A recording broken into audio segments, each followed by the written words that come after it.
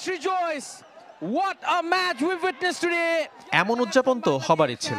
পাগলপাড়া বাংলাদেশের যুবারা উন্মাতা লাল সবুজের পতাকা হাতে। And with the heroics of the number 2 goalkeeper Mohammad Asif. হিমালয়ের পাদদেশে বাংলাদেশ গড়েছে সুউচ্চ ইতিহাস, হয়েছে দক্ষিণ এশিয়া সেরা, যা ছড়িয়ে পড়েছে টেকনাফ থেকে Tetulia. 4 goals to 1 and they rejoice. 5 বারের চেষ্টায় 3 বারে রানার্স আপের কষ্ট ঘুচিয়ে শ্রেষ্ঠত্ব মিরাজুল, পিয়াস, আসিফদের।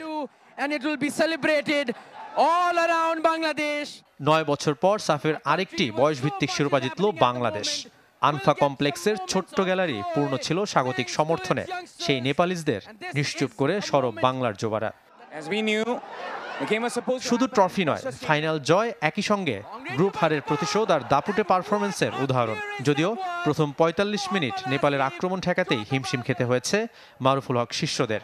তবে বারবার বাধার দেয়াল দেশের ফুটবলের নতুন তারকা গোলরক্ষক আসিফ হয়েছেন দক্ষিণ এশিয়ার সেরা যুব গোলরক্ষক। ইনজুরির সময়ে তার দুটি ছুঁয়ে গেছে মিরাজুল ইসলামকে।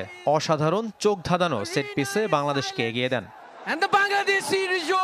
দ্বিতীয়ার্ধে পূর্ণ করেছেন জোড়া। টুর্নামেন্টে হয়েছে হালি। সর্বোচ্চ 4 গোলে সেরা ফুটবলারের পুরস্কারও নিজের করে নিয়েছেন। মিরাজুল ম্যাজিকের সমাপ্তি রাব্বি হোসেন রাহুলের গোলে।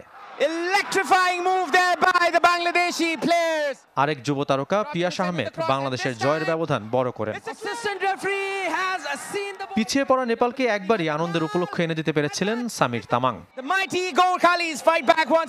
কথা রেখে নতুন বাংলাদেশে ক্রীড়াঙ্গনের আরেক সাফল্য নিয়ে এলেন মিরাজুল, আসিফরা। ট্রফি উৎসর্গ করেছেন ছাত্র জনতার আন্দোলন আর বন্যায় প্রাণ হারানো মানুষের জন্য।